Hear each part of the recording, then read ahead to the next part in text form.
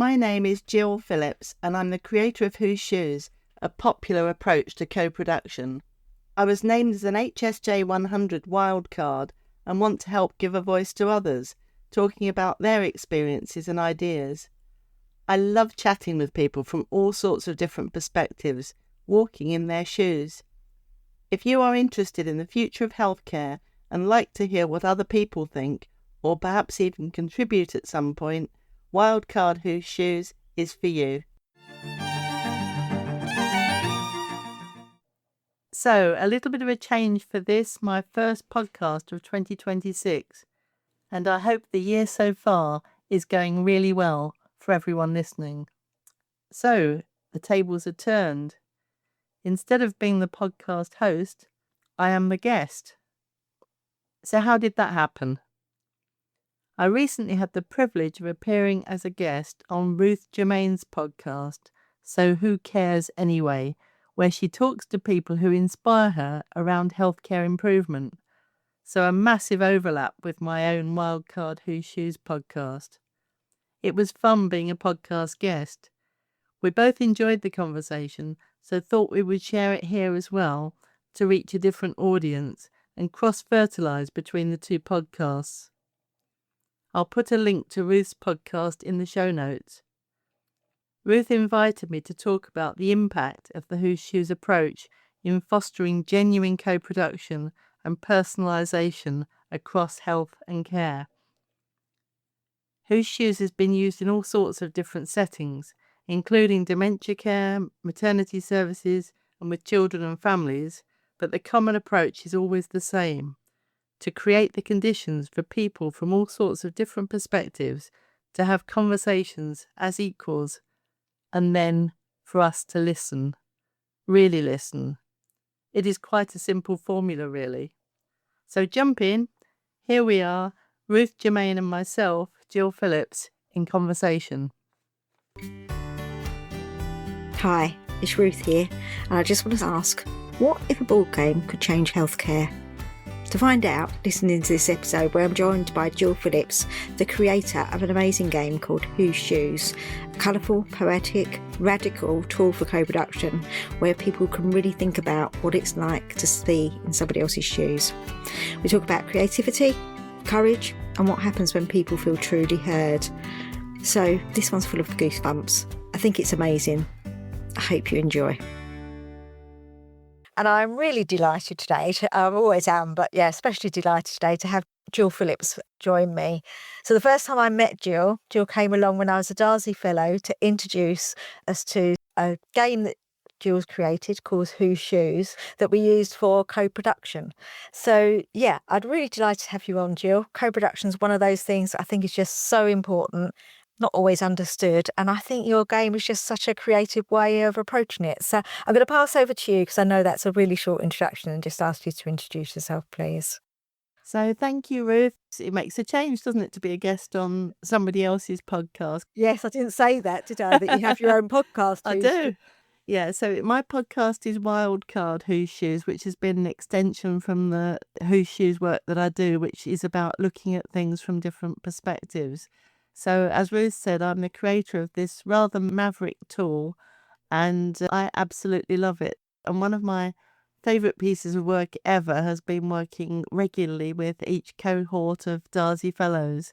So I've stayed in touch, obviously, with Ruth, and I'm proud to say with many other Darzi Fellows. And I just think they're a special breed of people that somehow during that Darzi programme, people really seem to get co-production, the importance of listening to people, lived experience, collaborating, thinking differently to solve what Tom Holliday likes to call and Becky Malby likes to call wicked problems.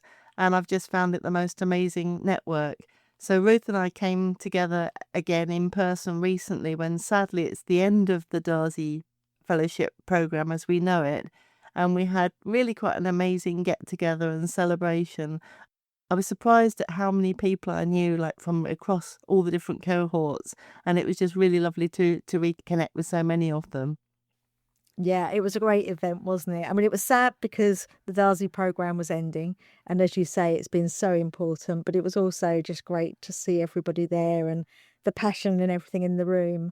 And yeah, Rebecca Malaby, she's agreed to be on the podcast at some point. Oh, she's been on mine. Yes, yes. And I think we've had a few podcast guests that are the same, haven't Yeah. we? Angela Catley definitely being one of them, who is Yes. absolutely fantastic with When I Get Old. And I think inevitably when we both cover quite similar areas, don't we? We're both looking to basically chat to inspirational people who inspire us, and we hope will inspire others around some kind of healthcare improvement. That's the common ground, isn't it? I think it is, yes. I always say if I find it inspiring and if I've enjoyed the conversation and found it interesting, then hopefully other people will too. Inspiring, challenging, thinking differently. And I think being creative is such an important thing, which certainly your game really helped with me to think about it. Actually, we don't just have to do set things, we can think about it in different ways. So, And serendipity, and like as one door closes, another one opens, is obviously a big cliche, but it's also true.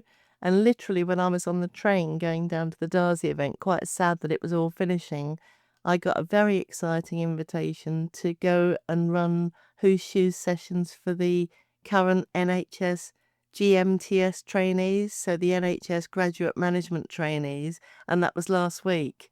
So it's funny, isn't it? I mean, I'm sure you're going to find the same, Ruth, with working for yourself and doing your own thing. You plant seeds. This was a seed going back to, I think, March 2022. And you've planted a seed. I did a session for them, then a virtual session. And then suddenly, what was it, like 3.5 years later, quite a big opportunity comes along. And I absolutely loved it. It was really good fun. And I was on the panel as well, Ruth. you were on the panel. So, what did that involve? Well, it involved, so our workshops, I took my friend and colleague Lise Edwards that I've been working with at Midlands Partnership Foundation Trust, doing a new Who She Is project around children and families. So that's another story we'll perhaps come on to. So we'd gone together, we've been invited to run these 2 Who Shoes workshops. And then they said to me, well, being as you're coming anyway, will you be on the panel? So I found myself now, again, I think in terms of knowing what to expect, I was thinking we'd be probably sitting behind some kind of table and then there'd be an opportunity to write notes, because if they're asking a question, they had somebody asking a question to 3 of us on the panel, and the other 2 were brilliant. One of them was Dr. Siva, who, again, I'm looking there, so hands off, Ruth. I'm thinking she might be a podcast guest at some point. And Jill Rook from NHS England, and basically asking us questions in turn. But if you're my age and also the third person being asked the question, you perhaps kind of want to make a note of what's been said or what you Yes. might say. And it was just like, it felt quite exposed in a way. I mean, it was great. It was more like a kind of fireside chat, if you know what I mean, where we were just sitting and answering questions. And I really enjoyed it. And I thought to bring my experience, perhaps, and less conventional approach and storytelling approach, I think, was hopefully what I could perhaps bring to the panel. So we had an hour, I think, with someone introduced it and set out the key aspects of the 10-year plan, and then put various questions to each of us, and then there was a question and answer session at the end. So yeah, life's interesting. Yes, yeah, sounds it. And I like that bit of planting seeds and Yeah. seeing what happens, and they come up when you least expect them to.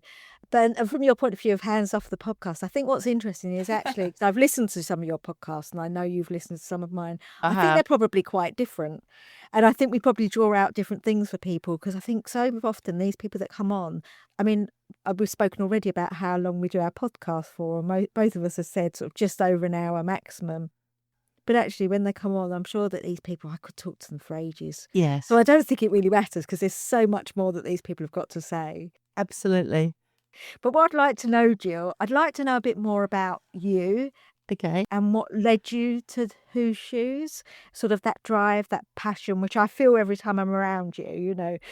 Where did that come from, and why did it push you in that direction? And then we can go on to what Whose Shoes is later on, maybe. Okay, thanks, Ruth. I mean, obviously that's the key question in a way. So a sort of potted version is my background was in social care, and I worked for 30 years in local government. So quite an unexpected background probably, in a way. And I'm surprised that now, looking back, that I sort of stuck with it for that long. But I was pretty happy. I was bringing up my 3 young children, and I was given a lot of scope, if you like, to be myself, certainly in the context of that time ago, and to bring my creativity to work for most of the time. And then, as I think happens with a lot of people's stories, different people come along, different management, things change, you get closed down, you're perhaps a bit too creative. And while this kind of transitional period was happening, and also I'd been off work for 16 months with cancer, and I think that very much, for me, made me stop. And I think I already didn't want to be wasting time and was quite a positive person, but I really wanted to, like, make the most of what I could do and what I could bring. And the story really was, I became very passionate about personalisation, which was what was happening in social care at the time. So this was sort of building for 2 or 3 years. I was part of a really exciting project with Coventry University. I was well regarded, my ideas were being listened to, and we found ways of storytelling with people who'd got very complex learning disabilities, to listen to their stories authentically through all sorts of different media and storytelling, and I loved it. And we were one of, I think it was 13 pilot sites around individual budgets, and it was new at the time in terms of wanting to develop more personalised approaches for people.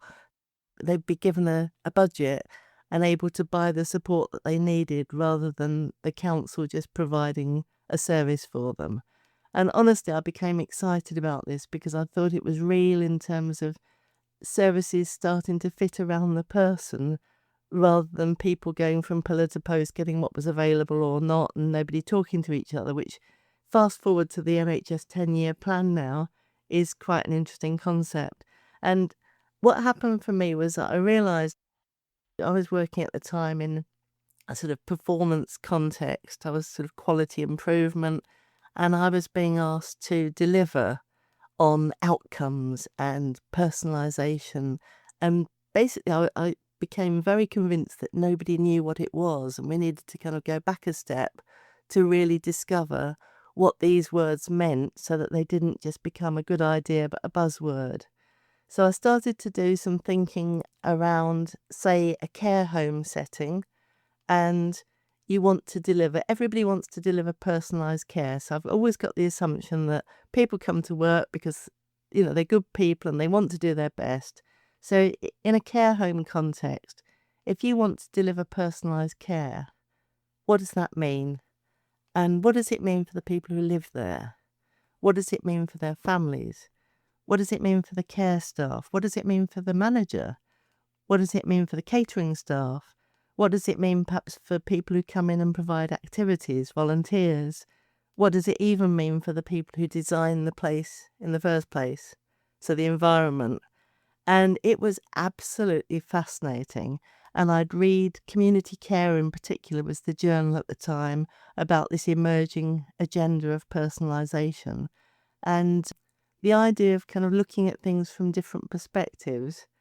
And fast forward to now, we're using the analogy of a beach ball. If you look at a multicoloured beach ball and you only see the red stripe or the blue stripe, we're encouraging people to turn that beach ball round and see the other perspectives. So if that makes sense, that's where Whose Shoes was born, in a way, developing a board game that genuinely had scenarios from different people's perspectives. Real people, all of them have always been 100% somebody's real experience put into a little scenario card, and then right from the beginning we've used poems, and we've always found that poems kind of reach people in a way that perhaps other approaches don't. A poem from the heart is difficult to ignore. So that's been the basic Whose Shoes concept from the beginning. I got the idea of developing a board game, and I'd had all this time working for a local authority. I wasn't equipped in any way, really, to know what to do or how to do it. But I think passion can carry you a long way. and reaching out to other people. So as I think I mentioned, I got support from Coventry University, who were amazing. They're a very entrepreneurial university. And the Techno Centre in Coventry basically helped me with business mentoring, design of the board game from the design hub that was next door.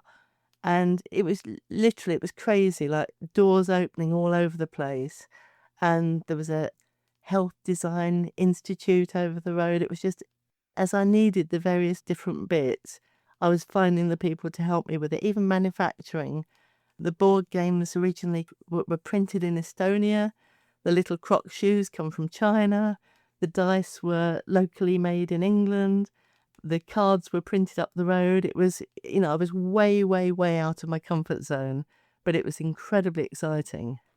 And I started off and I was selling this board game, and at the beginning I did sell it as a board game, as a tool, but not in the way that it's sort of evolved since in terms of a license facilitated package. It's become more sophisticated and bigger, really.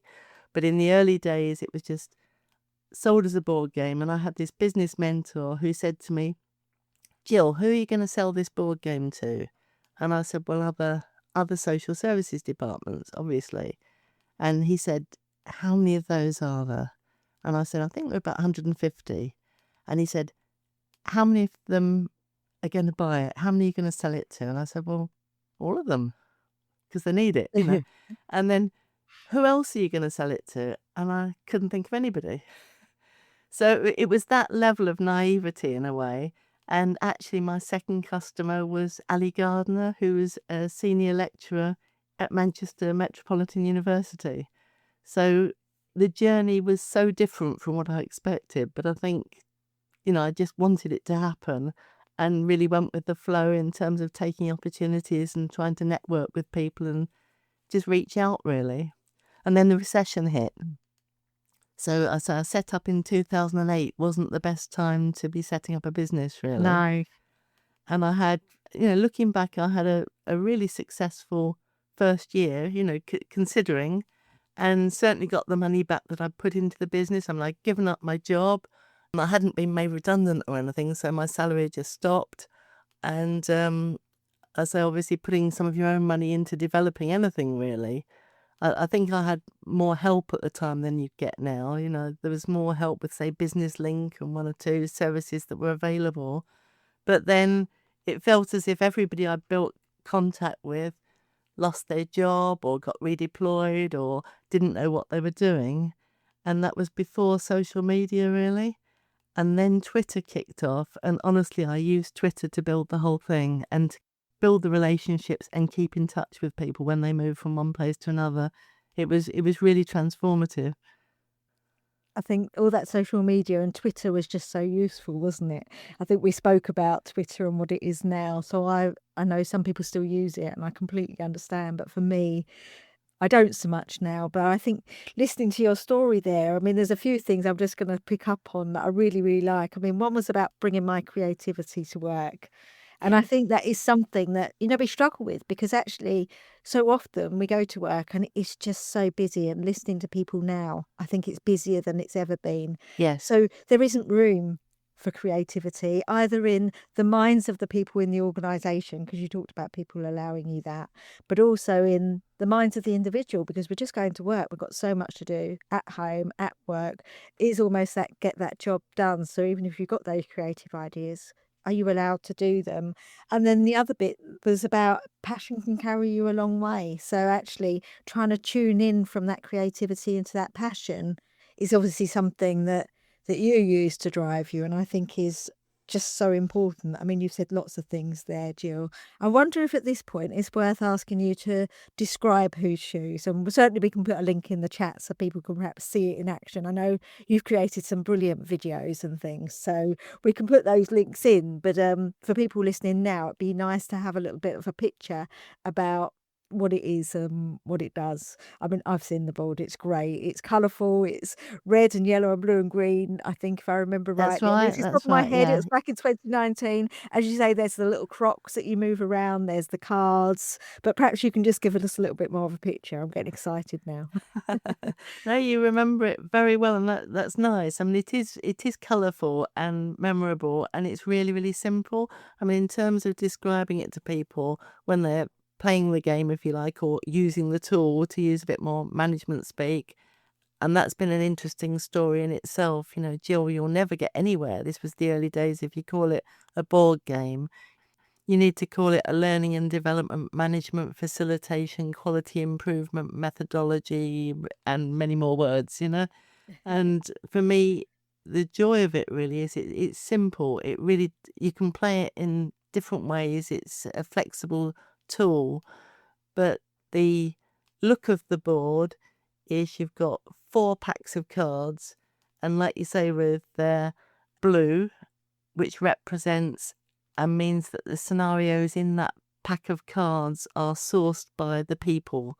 So you might call them, depending on what the context is that you're using the tool in, patients. It could be, I've done a lot of work in maternity, women and families. It could be informal networks. It could be your sister, your extended family, but they're like your gang. And that applies pretty much across the board. And then you've got yellow scenarios, which another pack of cards. So you've got 4 brightly coloured packs of cards on the board. Yellow scenarios are frontline staff. So they're in some kind of paid capacity to look after people. So in maternity, that could be the midwives, the obstetricians, the GPs, people who are in a paid capacity, community midwife, all sorts of people. And then you've got the red cards. Now, probably if you wanted to make a really significant change, money's involved, and these are the people you perhaps need to influence. So it could be the chief exec, it could be a policy maker, it could be a commissioner, but they're kind of people in power, really, the red pack of cards. And then the green pack of cards is basically anybody else who, depending on what the subject area is or should be involved in the topic. And it's trying to get people to realise that perhaps being a finance officer in an NHS trust, it's still all about the patients. Whatever job you've got, it's still all about the patients. That's who you're serving. It could be someone who's developed an app. It could be somebody from the community. It could be a volunteer. But it doesn't really matter too much about that from the point of view of anybody using the game, because what they do is they come along and they throw a dice, and they've got these brightly coloured little croc shoes as counters, and they've got footsteps on the board as spaces, and they throw the dice and they land on a footstep of a certain colour, and they pick up the card that corresponds to that colour, and they read it together as a group, and then they talk about it. Yeah. So who comes to the events? Anybody and everybody. So it's very, very inclusive. And even the sessions that I did for the Darzi Fellows, the Darzi sessions were great because we had citizens came along. Yes. Whereas the GMTS session that I did last week for the graduate trainees, it was just for them. And I warned them that it was like a different type of experience of Hooshes, because unless you're sitting around the table with a really mixed group and listening to each other every which way. So people think Hooshes is about listening more to the patients, which it is, but equally for me, and it really is equally, the staff need to be listened to. So, say take the example of maternity services. If you want a good birth, it's not all about the woman and the baby, because unless the staff looking after her have got capacity and get recruited into that profession in the first place and want to stay there and want to get out of bed in the morning and do a good job, then, you know, if they're burnt out, and so it's trying to bring all these issues to the fore. So when you mentioned earlier that people are too busy and that in the current climate in the NHS, it's really hard to make room for creativity. And you're right, Ruth, but my goodness, it's exciting when they do. So last week, I want to give a shout out to the maternity team in Aylesbury, so in Buckinghamshire. And they'd been planning a Who's Shoes maternity workshop for months.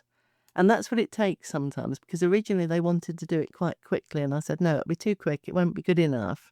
You've got to use that planning time to build relationships, to get the right people in the room, to think of a theme that's really going to work and be special to you. Anyway, fast forward to last Wednesday. The room is packed. It's oversubscribed. I've made the mistake of telling them you can invite more people than you've got seats around the table, because some people won't come. But I think they pretty much all came, which, you know, is like a nice problem to have. The energy in that room. So their theme, which I absolutely love, was It Takes a Village. Yeah. Oh, nice.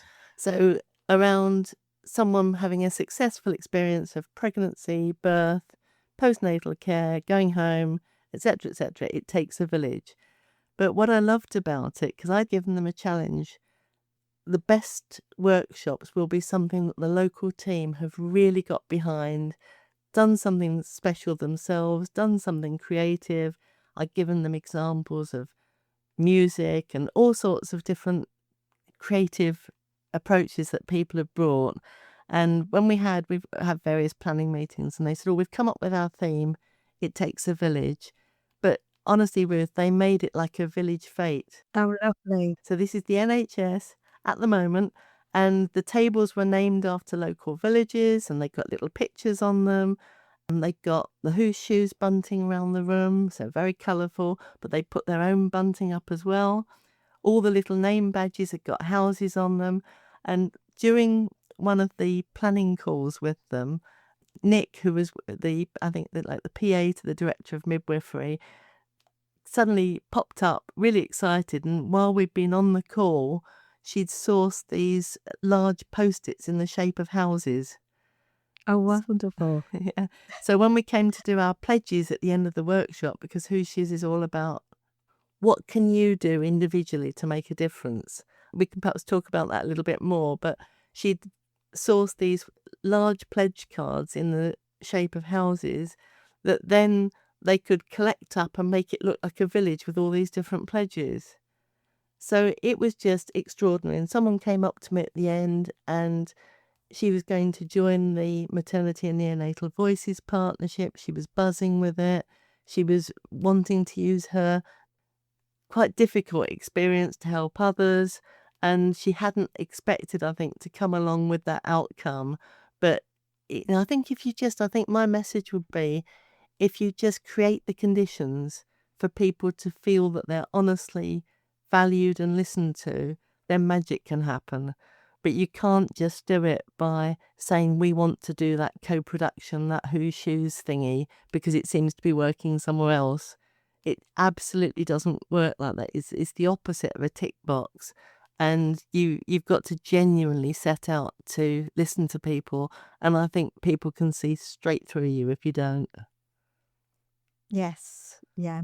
I can completely get that. And it's not the easiest thing to do, but Jill, you've obviously been doing it for a long time.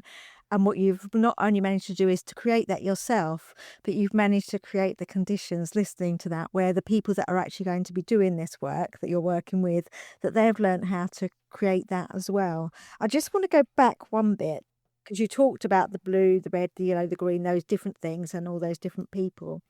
Because I'm just trying to remember when we were doing this at the Darzi event. Are they preset, the stories and poems, so that when you're playing that game, there's something there, and then that person on the table starts to share that? Just remind me. Yes, the cards themselves that I've described are like mini scenarios, and they're almost always a statement rather than a question. So I think that's what people need to kind of take a moment sometimes to get their head around. I think so many tools will say, this is the problem, what's the solution? And it kind of like narrows things down for me. Whereas the Who's Shoes scenarios it's a bit like, definitely Twitter helped me a lot in the early development. If you think of Twitter and somebody just says something, a statement, and other people agree, disagree, say all that happened to me, or this is what we did, or whatever. So Who She Is very similar in that you've got a statement genuinely by somebody. I mean, for example, one of the maternity scenarios that's been really quite impactful, well, two that come to mind. Know what I'm like. My mind goes off everywhere, but a midwife, for example, saying, well, this is all very well, but I don't even get a chance to go to the loo or to have a break. And Murray from Darzi, Oh, Murray Anderson Wallace. who I think is brilliant. Murray used to say that Whose Shoes was like an inanimate actor. So the fact that that scenario came, you can imagine someone sitting there bottling something up and thinking, this isn't real, this person, this game has no idea what my life's like. And the scenarios are really deliberately quite provocative, so that just the thing that someone's thinking about comes out as the next scenario. And you can almost see this sort of sigh of relief that, yeah, people are listening. This is the real deal. We're actually talking about real things, not sanitized, Yes. management kind of things. And I think the pinnacle for me, really, if that's the right word, was a workshop we did in Nottingham. Whose Shoes has grown into more and more sensitive topics. And, I've got nervous sometimes. Like, ultimately, I'm advocating fun and humanity and a board game. And the game itself varies according to what topic you're discussing. So, for example, we've had a whole set of cards about dementia care, dementia-friendly communities, maternity care, more recently children and families. So it's always about crowdsourcing real perspectives from real people. And as I say, over time, it's become more and more sensitive topics. So, for example, we've done workshops around baby loss. We've done workshops around the experience of people from Black and ethnic minority communities in maternity care, where it's known that the outcomes can be a lot worse. Yes. So I was starting to say that the pinnacle for me was a workshop in Nottingham, where we were using a specific set of cards around the experience of people from Black and ethnic minority communities, which actually, Ruth, I'd first developed with Rosie Murphy, Oh, okay. a Darzi Fellow, yeah? So this is where all the connections and all the links come in. So Rosie Murphy, absolutely lovely, a very insightful midwife who was working in Croydon at the time as part of her Darzi Fellowship. And in terms of ripples, so Rosie was there at the beginning, and then I was doing this work up in Nottingham, and the thing that really, really stayed with me, that several of the women were texting their friends during the day saying, get on down here, this is the real deal, this is, these issues, somebody's listening. And it caused a problem because you've got so many, it's a board game, and you've got tables and you've got chairs, and you start to get extra women turning up who weren't on the table plan, Yes. hadn't signed up for the event, and bringing their babies and their buggies, and it wasn't a very big room. It's a problem, but my goodness, was it an exciting problem to have. It was just brilliant. Wow. Wow. And taking that particular event, I mean, one of the most difficult things for me with Who She Is really has been, how do you measure the impact? There's a lot of ripples, what I call lemon light bulbs, where people understand things in a different way. But that Nottingham maternity event, the maternity team were doing in close collaboration with Nottingham University, and they were doing it as a bit of a research exercise. So everything was written up, analysed, reported on in a way that was exciting in terms of evidence, because everybody's looking for evidence. Yes, yes. That's always the hardest thing, isn't it? And I totally agree with you. When you're doing something like this, it's a bit different, a bit creative, trying to get that evidence of impact at the end. And I think, I don't know so much for social care because it's not my background, but I think it is the same. But certainly in the AHS, it's always key performance indicators, those KPIs. And, sometimes you just feel like we're measuring the wrong thing. So trying to evidence the outcomes and the impact that actually matters to people is so hard, because then, as you said, you talked earlier on about all those sort of people that you're trying to influence, and they want to know about pounds and pence maybe, or they want to know about numbers, but actually a lot of this is qualitative data. It's what people have said, it's what people feel, it's what happens. So it doesn't always give you those numbers in the same way that are perhaps being looked for. Yeah, I think that's been one of my bugbears really, and my sort of long-term kind of slight run-in with, say, NHS England, that they like to count things that you can count, which by definition, as you've just said, is not this kind of softer ripples, change of behaviour. It's hard to measure. So something I'd like to mention is, in terms of my journey and how it's evolved and the different topics and so on, I have what's called my golden people. And they're just the people that come along and believe in you or give you an opportunity. So, say, for example, in the early days of Who's Shoes, I don't know if you've ever seen the cartoon whereby someone's getting really excited about something that's innovative, but then obviously you can't do it because it's never been done before. Yeah? Yes, yeah. And that's exactly my journey, that people really like the idea, but to actually find the people who are prepared to invest in it a bit, to take a risk a bit. It can be a bit of a can of worms, Who's Shoes, because you don't know. It's genuine co-production. You don't know what's going to come out from those conversations. And it's deliberately aiming to do that so that, we invite people to go off-piece from the scenario. Whatever conversation they're having is the one that needs to be had. So in the early days, someone called Kath Evans was a fantastic facilitator. She was at the time the patient experience lead for maternity and children's services at NHS England, and she's now chief nurse or chief children's nurse, I'm not quite sure, at Bart's in London. But Kath, so again with Twitter, I've been big on hashtags. I've got FabObsFlow, who's my big maternity pal, and I called her Can Do Kath. So Can Do Kath was working at the time in a position of influence and basically said, let's do it. I've seen this in action. It works. Let's give it a chance. And we developed, through a whole project across 5 hospitals in London, the original maternity scenarios. And those Who's Shoes maternity scenarios are now being used in 100 NHS trusts. Wow. So it's been an amazing kind of journey. So anyway, coming back to, because I'm sort of aware that I'm going off on one a bit. No, it's all interesting. It's fine, Jill. Hopefully okay. But we were talking about evidence of impact, weren't we? Yes, yes. Now, then I was talking about golden people, and Lise Edwards at Midlands Partnership Foundation Trust has been amazing to work with. So I've worked with Lise and with that trust over the last 4, almost 5 years.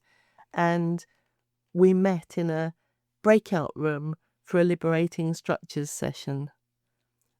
Liberating Structures is just all sorts of creative ways of making meetings and events more engaging, more exciting, more relevant, more impact.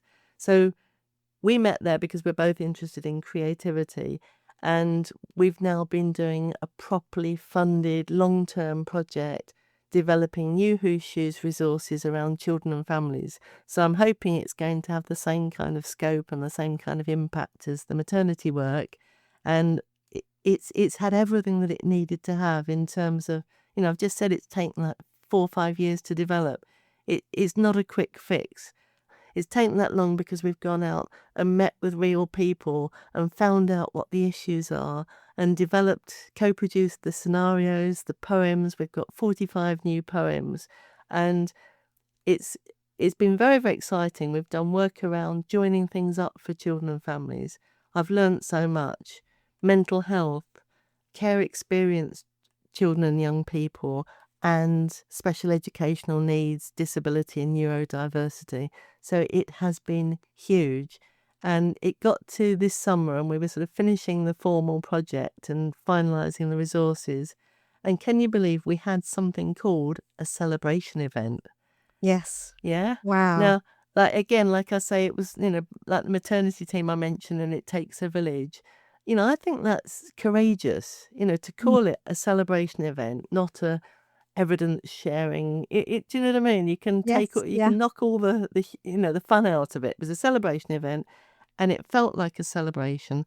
And part of the challenge was, how do we share the impact? How do we share the story? And how do we share the impact of what we've been doing? So we've actually got a Who Shoes YouTube channel, and my poor husband, so the long-suffering Mr. Who Shoes, comes along to these events. He loves like filmmaking, but he also loves, on a sunny day, 1st of July, going wandering around the grounds and listening to the birds or whatever. And I said, we need to film this event and everything about it, because it's like a unique opportunity to come up with evidence. And the three things that stood out for me from that event were, we wanted to tell the story of what we've been doing. And instead of somebody standing at the front and telling the story, a ball of wool got passed around the room, with the people in the room grabbing it when it got to their part of the story. So, oh, we've got to the mental health events. Oh, that was the mental health participation team. That was you, Tori. That was you, Marie. That was Oh, you, wow. Shiroz. So they were taking the ball of wool and standing up and telling their part of the story, and then passing it on to the people. So that brought you in, didn't you? That's how we got into, and the project naturally evolved and brought more and more people in it. And we had these planning meetings whereby, in a more conventional way, I think the people who'd finished their module might be glad to leave and, get back to their day job. We couldn't get rid of them. I mean, like, in the nicest possible way, they all wanted to stay involved. It's been this massive snowball project of energy. So at the celebration event, we had the ball of wool to tell the whole story, and we've actually produced 2 videos, and we're working on the 3rd one from this event, because, as I say, it was just so rich and so lovely in terms of people coming up and sharing their joint experience, rather than one person standing at the front and, telling us what happened. So the other main part of it was, because the last topic, SEND, special educational needs and so on, was so complex, and the needs of the people involved in it were so different, instead of having one workshop, we'd had a roadshow. Oh, wow. So we'd had, the SEND roadshow, and all the people in our project group took it upon themselves, this maverick growing project group, took it upon themselves to say, well, I'll take the Who Shoes resources out to a school. I'll take it to a secondary school. I'll take it to a special school. I'll take it to a parents' forum. I'll take it to a professional forum. So we'd had all these different people going out and basically testing out the new resources, not in one big workshop to bring everybody together, because that would have been too big, too overwhelming. We were aware of the needs of the people we were serving. Yvonne Newbold, who's been an amazing part of the project, I could talk all day about Yvonne. She and I ran a virtual session for some of the parents who, by definition, wouldn't be able to come to a face-to-face event because of their caring responsibilities. So we basically try all sorts of different methods to reach the people who perhaps aren't normally heard, and it's exciting. It sounds really exciting, to be honest. And even if people haven't quite visualised it right, I think what's coming through, Jill, is A, your passion, but B, I think enough that people can pick up and start that imagination, that creativity, and start to think. And as we said, people can definitely click on the links, but there's enough there, I think, for people to really understand. What I'd like to ask you now, Jill, is just go back to the bit that you spoke about, that people like to count the things you can count rather than not matters. Yeah. And that innovation, and people are told, well, go off and be innovative, be creative, and then show me the evidence that it's going to work. And by that very fact, and Adam Lent, who was on my second podcast, who was talking about do with, he said exactly the same thing. If you're doing something that's innovative and creative, it probably, you haven't got any evidence that it will work. Sometimes we just have to be allowed to go rogue and give it a go. And I can't tell you what it is I'm going to count at the end because I don't quite know what's going to happen. Yes. But what we're doing at the moment isn't working. Yes. So actually, we just need to try something else out. So I was just wanted to come back to that because I thought it was a really important point that you brought out there, and I really like that, Jill. Yeah, I think that's exactly right, Ruth. And I think we say to people, if they put the work into the preparation, it doesn't just happen. If they put the work into building the relationships, getting the right people in the room, making it feel fun, creative, making people feel that they really are not just being told, we want to hear your voice, but they're valued, they're listened to, they're part of following it through afterwards if they want to be. With the pledges, they can make their own pledges to what they want to do. If all those things happen, then the magic will happen. I can promise you. Something will happen. Something really good will come from this, but I can't tell you what it's going to be. And people have to believe that. The example that I absolutely love to quote, and you will see why, and in terms of perhaps silencing the naysayers, in Liverpool, a new neonatal surgical unit is being built at the moment as a direct result of Whose Shoes co-production conversations. Wow. So it doesn't get any bigger than that. It can't do. And what happened there, Ruth, you'll love this because that outcome was never on the radar at the beginning. Not at all, but the conversations, I think we had 4 different workshops, and there was a mum called Helen Calvert whose baby had heart surgery. She made it happen. So in terms of co-production, Helen Calvert, absolutely amazing, insisted that Whose Shoes came to Alder Hey Children's Hospital. Yes. Joanne Minford, brilliant paediatrician there, transformation lead, got hold of it. I mean, we literally Helen and I went to meet Jo at Alder Hey Hospital. This is years ago. Jo ran round the hospital with a copy of Whose Shoes board game under her arm, getting it out on a table with whoever happened to be around. Look at this, look at this. So we got buy-in from the hospital to have the workshops. The chief executive, Louise Shepherd, was very supportive. That makes a difference. And they had a series, I think it was about 4 different workshops. And what happened was that throughout the workshops, people kept saying, oh, well, obviously we can't do anything about that. Obviously we can't do anything about that. And what the thing was that they couldn't do anything about, which is true, is that Liverpool Women's Hospital and Alder Hey Children's Hospital are 4 miles apart. But vulnerable babies were being transported between the 2 hospitals, and families were finding, like a new dad, well, do I be with the mum at Liverpool Women's Hospital? Do I be with the baby at Alder Hey? What do I do? So perhaps we can do something about that. Perhaps if there's a new neonatal unit at Alder Hey, they wouldn't need to go backwards and forwards between the 2. So that's what I mean by like true co-production. So then people got excited, and Joanne and her team put in a business case, and obviously a new unit like that costs millions, and they were successful. So it's being built at the moment, and I think opening quite soon. And I'm hoping to go up, and see it. Wow. Of course.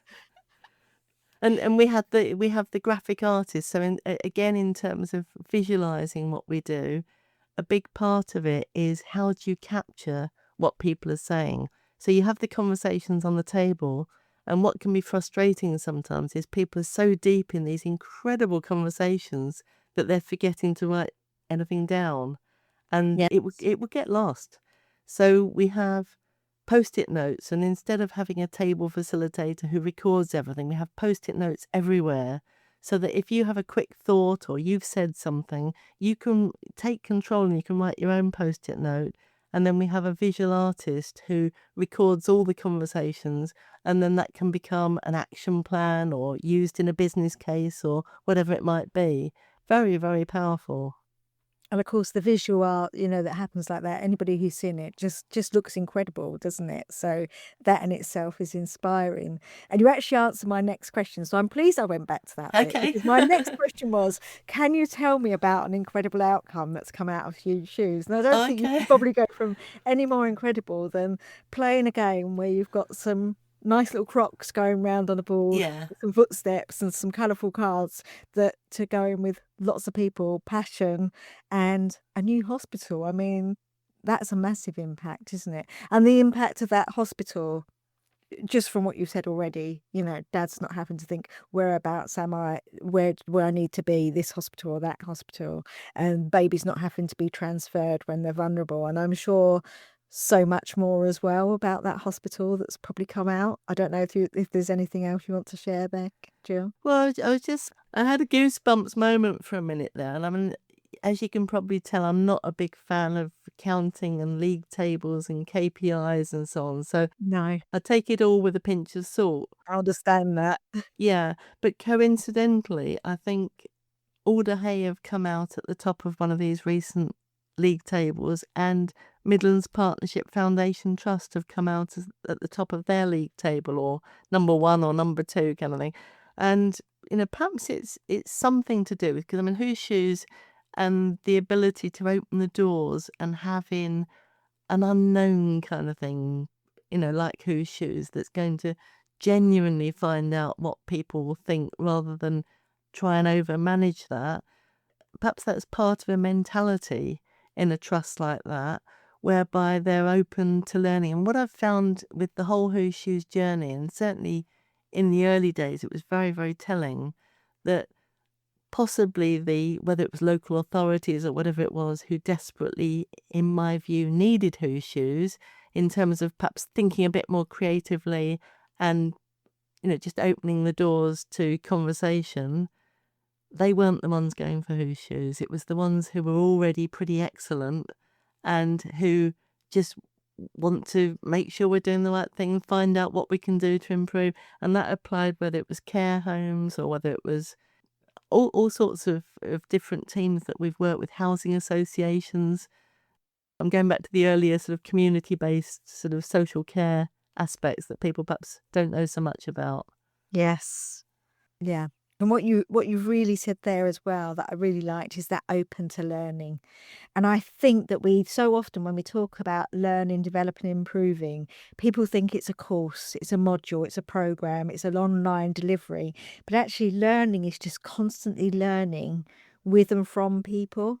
Yeah, Those networks for learning together, as I've called them since my Darzi work. It was one of the right. things that came out of my work was that you need networks for learning together. And people, they sort of get that bit and think, oh, so what do I need to go and learn? No, you just need to learn with people, with and from people all the time. Listen, be curious. That's brilliant. Yeah, I love that. To me, that's what that's about, So, and I think that's what you're doing, to be fair, Jill. You're creating, if you said to people, I'm creating a learning environment, they might think, well, what's that? But actually, that's what you're doing. You're creating an environment where people learn and question and do all the things they need to learn. So we're coming towards the end of our time, Jill, now, and I'm really conscious. So I could talk to you, and just carry on listening because it's been fascinating. And as I said, I was quite excited to have you on. When I met you up at the Darzi event, I was like, oh, Jill, I'm going to have to ask Jill to be on my podcast, even a fellow podcaster, but also just because of everything that you do. That's really nice. So you said earlier on, you said we might come on to that, but I'm going to ask it of you. Okay. What can you do? Well, what can I do to make a difference? So I'm asking you, but you might do it for, the people listening, whether that be just people in our community, our public, or whether that be somebody on the front line or whoever that might be. What Yeah. can people do to make a difference? Okay, well, I can answer that really well, I think, in that Thank you. that links with our pledge, okay? Yes. So what we do in a Who's Shoes workshop is we don't just throw it at people at the end that we're asking them to make a pledge. We kind of sow a seed right the way through everything that individual people can make a difference. There's always something they can do. So we invite them to think about what they're going to do to make a difference. And again, it's a bit kind of reverse psychology sometimes, in that if you can't think of anything, then please don't make a pledge. You might think of something later, but don't write something down just for the sake of it or because you see the person sitting next to you writing something. It's not that. It's something from the heart that you really want to do. And honestly, Ruth, it can be the tiniest thing. It can be, I'm going to speak to so-and-so about such and such. That's fine. And small things add up. Or it can be, a big thing, and one I can think of quite recently, I'm going to set up a community bus and take it all around the community, and we're going to offer these different services, and we're going to see what other services are needed that could be on the bus. I mean, whether it's taking blood pressure or whatever it is. And then when it's live in the room, I kind of invite people, okay, so do you need any help to do that? Probably setting up a community bus, you do. Is there anybody else in the room that can help you? So we get an energy going, and obviously with my kind of social media connections, I can normally link them to somebody who's already doing something similar. Yes. So I think coming directly back to your question, what can someone do? I think find what you're passionate about rather than saying they should do so-and-so, this needs to change. Think about what small action you can do to make a difference and then do it. And it really simplifies it. And then, okay, you might well do another action, another one. And I think the other message would be it's lonely to do it on your own. So linking with other people, find people with that shared passion and do it together or learn from them. So, for example, during the pandemic, we did some virtual Who Shoes workshops. And I think it was really difficult and really demanding because we were trying to bring a creative approach online, and we were working with some very challenging kind of topics to try and keep things going for them during the pandemic. So we did a whole day workshop with Shrewsbury and Telford maternity team, and then separately we did an equivalent workshop with East Kent, who were both in a similar position under the media spotlight, really good people trying to do their best. But if you said do two organisations work together, what does that mean? Does it mean the chief execs work together, know each other, go for a drink together, whatever? Does it mean that perhaps the bereavement midwife in one trust has got a mate in another trust in a similar position, really difficult job?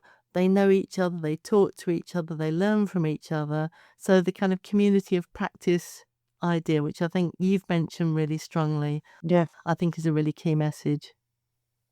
Thank you, Jill. It's been absolutely fascinating. I think those key messages, you've said them really well, so I don't need to repeat them. Thank you. I will certainly be thinking about planting my seeds and following my passion and thinking about those actions I can take, those small actions, and linking who can I link in with to take those actions. Brilliant. So thank you so much for joining me today. I really appreciate it. It's been an absolute pleasure.